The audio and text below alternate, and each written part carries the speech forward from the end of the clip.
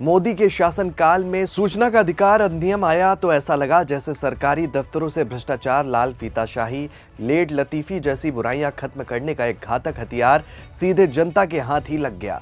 लेकिन अब देश की सर्वोच्च अदालत ये कह रही है कि आरटीआई एक्ट की धार बहुत तेजी से कम होती हुई नजर आ रही है।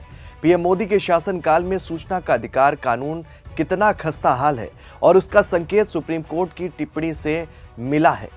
कोर्ट ने केंद्रीय एवं राज्य सूचना आयोगों में खाली पदों को लेकर मोदी सरकार को लास्ट वार्निंग दे दी है और कुछ ऐसा बोल दिया है जिससे मोदी सरकार में हड़कंप मच गया है। क्या है पूरा मामला, सुप्रीम कोर्ट ने क्या फटकार लगाई है और मोदी सरकार ने कैसे इस कानून को कमजोर कर दिया है, आगे आपको वीडियो में बताएंगे। नमस्कार, आप देख रहे हैं 4 PM और मैं हूं आपके साथ में शोभित पाठक।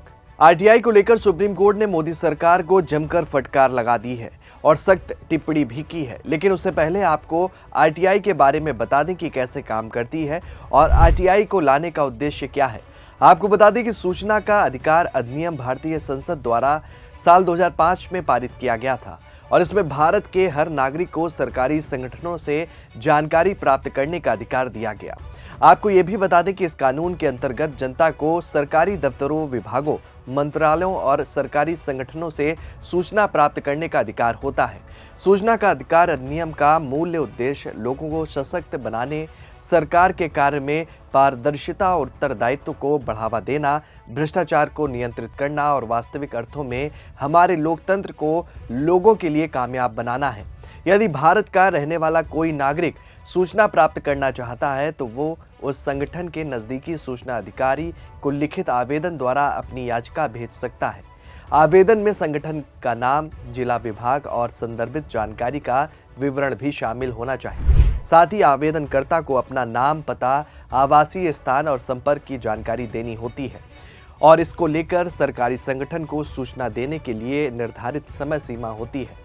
आमतौर पर संगठन के पास आवेदक की याचिका का जवाब देने के लिए 30 दिनों का समय भी होता है। वहीं अगर जो सूचना मांगी गई है वो जीवन और व्यक्तिगत स्वतंत्रता से संबंधित है तो ऐसी सूचना को 48 घंटे के अंदर ही उपलब्ध कराने का भी प्रावधान है। यदि समय सीमा में आवेदक को संगठन की ओर से कोई जवाब नहीं मिलता तो उसे अपील करने का भी अधिकार होता है और यदि संगठन द्वारा दी गई सूचना से आवेदक संतुष्ट नहीं है तो उसके पास अपील करने का भी अधिकार होता है। इसके लिए आवेदक को संगठन के उच्चतम अधिकारी के पास अपील करनी होती है। अपील करने के लिए आवेदक को उच्चतम अधिकारी के प्रति लिखित अपील दर्ज करनी होगी और इस अपील में आवेदक को अपने पहले के आवेदन के बारे में जानकारी भी देनी होगी। बता दें कि ये कानून गोपनीयता के मामलों को ध्यान में रखते हुए सूचना प्राप्त करने का अधिकार देता है। अगर सूचना गोपनीय है और किसी कानूनी प्रावधान के तहत उसे जारी नहीं किया जा सकता है तो संगठन को उसे जारी नहीं करना होता है। इससे संगठन की सुरक्षा और गोपनीयता सुनिश्चित होती है। नागरिकों को सरकारी संगठनों से सूचना प्राप्त करने का अधिकार होता है। वे सूचना के बारे में प्रश्न भी पूछ सकते हैं, आवेदन भी कर सकते हैं और जानकारी के लिए अपील भी कर सकते हैं। आपको बता दें कि इसका मूल उद्देश्य नागरिकों को सशक्त बनाना, भ्रष्टाचार को नियंत्रित करना, सरकार के कार्य में पारदर्शिता, उत्तरदायित्व को बढ़ावा देना, वास्तविक तौर पर देखा जाए तो लोकतंत्र को लोगों के लिए सशक्त बनाना है। सरकार की गतिविधियों के बारे में जानकारी या सूचना प्राप्त करने के लिए नागरिकों के पास एक ये बड़ा हथियार है, लेकिन ये हथियार दिन ब दिन कमजोर पड़ता जा रहा है, जिसको लेकर सुप्रीम कोर्ट ने मोदी सरकार को अब जमकर फटकार लगाई है। ये एक बेकार से कानून की श्रेणी में तब्दील होता जा रहा है। तत्कालीन मनमोहन सिंह सरकार ने शासन प्रशासन में पारदर्शिता सुनिश्चित करने के मकसद से सार्वजनिक प्राधिकरणों को इस दायित्व से बांध दिया कि यदि आम आदमी कोई जानकारी मांगे तो उसे सुगमता से मुहैया कराई जा सके। लेकिन दुर्भाग्य से इसकी ऐसी दुर्दशा हो गई है कि सुप्रीम कोर्ट को भी अब निराशा जतानी पड़ी है। बता दें कि सुप्रीम कोर्ट ने राज्य और केंद्रीय सूचना आयोगों में खाली पदों पर चिंता जताई है। बता दें कि सुप्रीम कोर्ट ने कहा कि सूचना का अधिकार अधिनियम को बेकार नहीं बनाया जा सकता है और ऐसा आयोगों को निष्क्रिय रखकर नहीं किया जा सकता। याचिकाकर्ता अंजलि भारद्वाज की ओर से वकील प्रशांत भूषण ने देश में सूचना आयोगों की खराब स्थिति की चिंता जताई थी। प्रशांत भूषण ने कहा कि सुप्रीम कोर्ट के फरवरी 2019 के फैसले को लागू करने के बजाय, जिसमें मुख्य सूचना आयुक्तों और सूचना आयुक्तों की नियुक्ति के लिए विस्तृत समय सीमा और पारदर्शी प्रक्रियाएं निर्धारित की गई थी, रिक्तियों की स्थिति बदतर हो गई है। केंद्र और राज्यों ने आरटीआई अधिनियम के कार्यान्वयन के प्रति प्रतिगामी दृष्टिकोण अपनाया है। सूचना आयोगों से भारी रिक्तियों के कारण विभागों से कोई जानकारी नागरिकों तक नहीं पहुंच रही है। अगर कोई आरटीआई अधिनियम को खत्म करने की कोशिश कर रहा है, क्योंकि कोई भी सरकार नागरिकों को जानकारी नहीं देना चाहती। आपको बता दें कि केंद्रीय सूचना आयोग में सूचना आयुक्तों की नियुक्ति के लिए चयन प्रक्रिया को पूरा करने में केंद्र के सुस्त रवैये पर आपत्ति जताते हुए न्यायमूर्ति सूर्यकांत और एनके सिंह की पीठ ने कहा कि केंद्र सरकार हमें 2 हफ्तों में रिक्तियों को भरने की बाहरी सीमा बताए। कानून के तहत एक संस्था बनाने और उसे क्रियाशील न रखने का क्या फायदा है।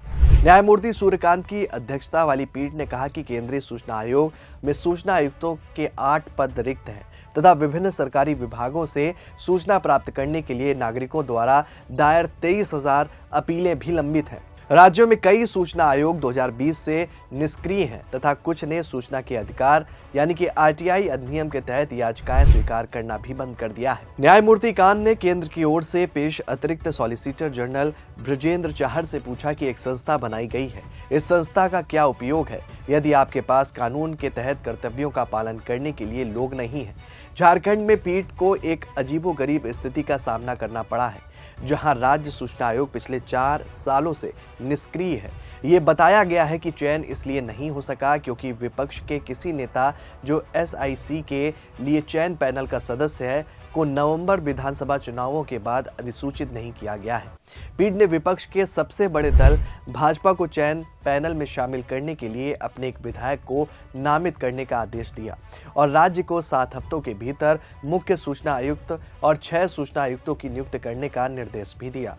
पालन के लिए समय सीमा निर्धारित करते हुए पीठ ने अन्य सभी राज्यों को 1 सप्ताह के भीतर सीआईसी और आईसी के पदों के लिए आवेदकों की सूची प्रकाशित करने और उसके 1 सप्ताह के बाद चयन मानदंड के साथ खोज समिति की संरचना अगले 6 हफ्तों में साक्षात्कार पूरा करने और उसके बाद के 2 हफ्तों में नियुक्तियां करने का निर्देश दिया है। सुप्रीम कोर्ट ने सभी राज्यों के मुख्य सचिवों को 8 सप्ताह के बाद अनुपालन रिपोर्ट दाखिल करने को कहा और उन्हें सूचना आयोगों के समक्ष लंबित मामलों के स्तर की जानकारी देने को भी कहा है।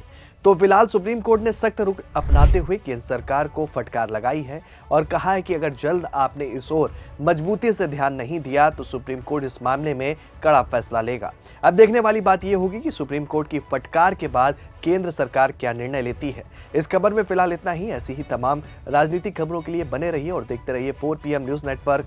धन्यवाद।